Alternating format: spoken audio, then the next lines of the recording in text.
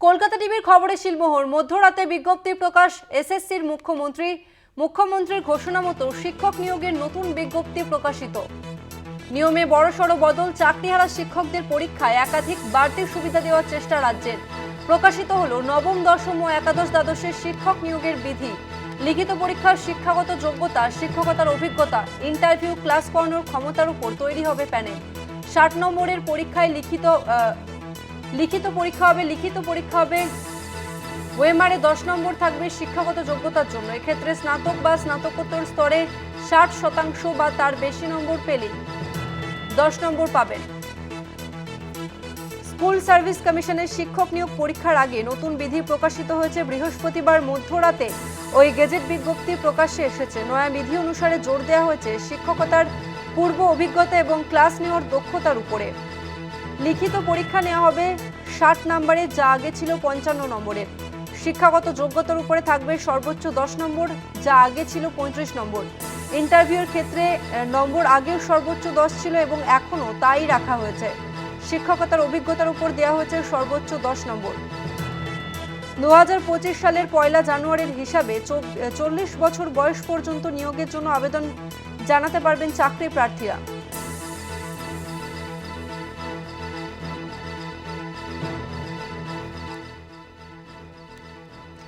Phone লাইনে রয়েছে প্রতিনিধি শুভঙ্কর মণ্ডল। শুভঙ্কর, নিয়োগের যে নতুন বিধি প্রকাশ হয়েছে সেখানে ঠিক কি কি নতুন নিয়ম এবং চাকরিহারা শিক্ষকেরা এই নতুন নিয়ম থেকে কতটা সুবিধা পাবেন?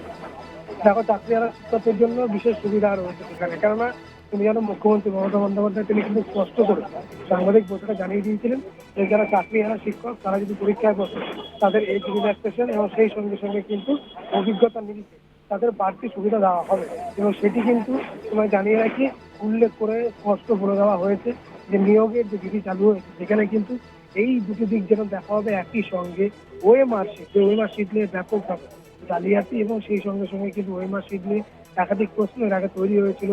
এর আগের পরীক্ষাগুলোতে ওএমআর শিট ট্যাম্পার থেকে শুরু করে যাবতীয় সেগুলো থেকে পরিত্রাণ পেতে এসএসসির তরফ থেকে এবং স্কুল শিক্ষা দপ্তর বা রাজ্যের তরফ থেকে কিন্তু যে নোটিফিকেশন প্রকাশিত হয়েছে সেখানে স্পষ্ট বলা হয়েছে ওএমআর শিট সংরক্ষণ সেটি 1 বছর, প্যানেল প্রকাশের মধ্যে সেটি 1 বছর মেয়াদ, তারপরে আরো 6 মাস অর্থাৎ 18 মাস। কলকাতা টিভি এর আগে যে খবর দেখিয়েছিল ওএমআর শিট সংরক্ষণের হার্ড কপি সংরক্ষণ এবং সেইখানে দাঁড়িয়ে কিন্তু আরো 2 বছর সেখানে কিন্তু হার্ড কপি সংরক্ষণ এবং সেই সঙ্গে সঙ্গে তার যে মিটার ইমেজ বা বলা যেতে পারে স্ক্যান কপি সেটা কিন্তু 10 বছর সংরক্ষণ করা হবে বলে স্পষ্ট জানিয়ে দেওয়া হয়েছে।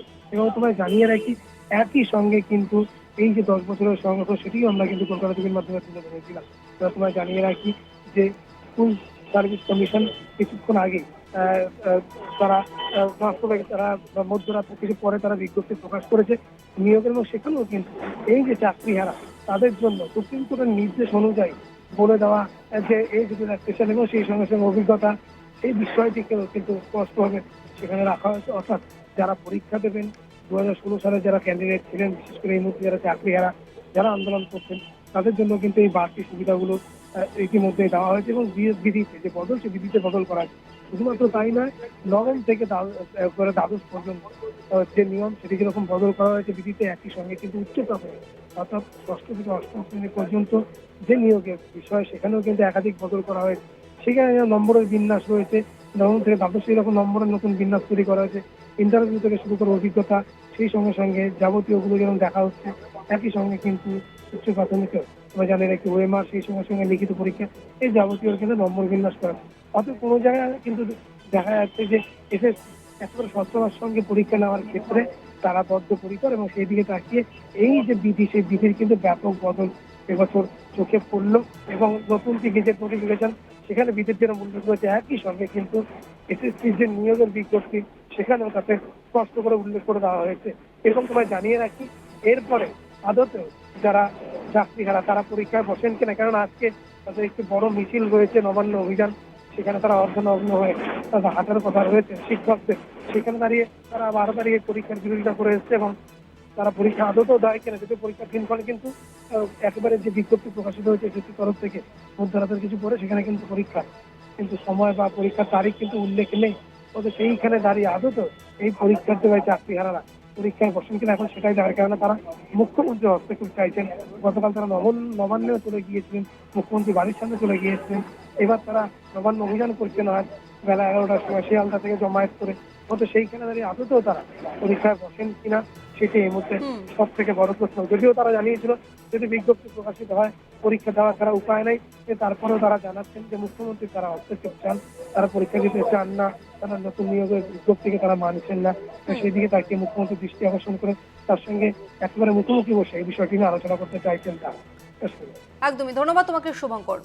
আরও একবার জানিয়ে রাখবো, এসএসসি পরীক্ষার জন্য নতুন নিয়োগ বিধি প্রকাশিত হয়েছে। নতুন বিধি অনুসারে জোর দেওয়া হয়েছে শিক্ষকতার পূর্ব অভিজ্ঞতা এবং ক্লাস নেওয়ার দক্ষতার উপরে, যেখানে লিখিত পরীক্ষা নেওয়া হবে 60 নম্বরে, যা আগে ছিল 55 নম্বরের। শিক্ষকতা যোগ্যতার উপরে থাকবে সর্বোচ্চ 10 নম্বর, যা আগে ছিল 35 নম্বর। ইন্টারভিউয়ের ক্ষেত্রে নম্বর আগেও সর্বোচ্চ 10 ছিল এবং এখনও তাই রাখা হয়েছে।